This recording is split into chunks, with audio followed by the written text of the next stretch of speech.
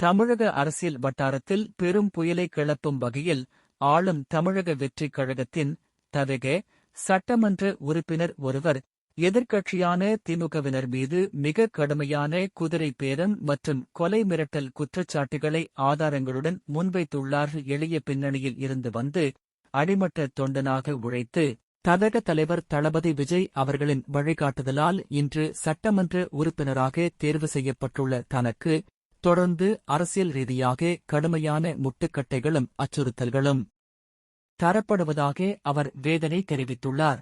மக்கள் மத்தியில் தனக்கு இருக்கும் பேராதரவை சகித்துக் கொள்ள முடியாத பழைய அரசியல் சக்திகள் தன்னை முடக்க தீவிரமாக சதி செய்வதாக அவர் குற்றம் சாட்டியுள்ளார்.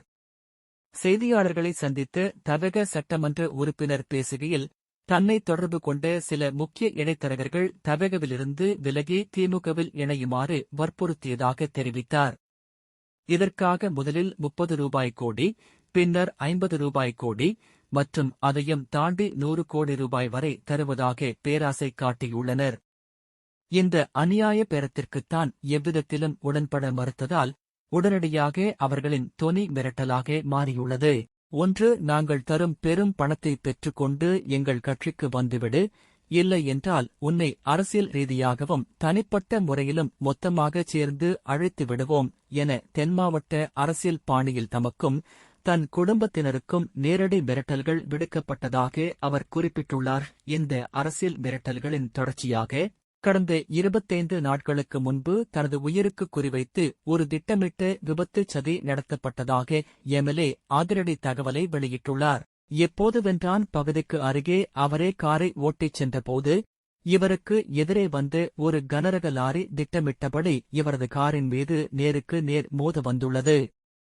அந்த இக்கட்டான சூழலில் சமயோசிதமாக செயல்பட்டு காரை வலது பக்க சாலையின் ஓரத்தில் ஏற்றி விபத்திலிருந்து நூலிழையில் உயிர் தப்பியதாக கூறியுள்ளார்.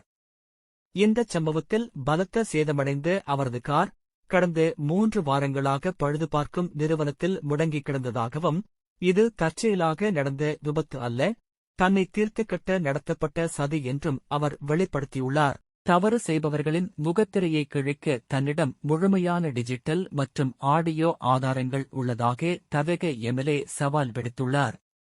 திருநெல்வேலியைச் சேர்ந்த ஒரு பிரபல தியேட்டர் உரிமையாளரும் திமுகவின் முன்னாள் அமைச்சர் அனிதா ராதாகிருஷ்ணனின் மிக நெருக்கமான ஆதரவாளர்கள் 4 பேரும் இதில் சம்பந்தப்பட்டிருப்பதாக அவர் தெரிவித்துள்ளார்.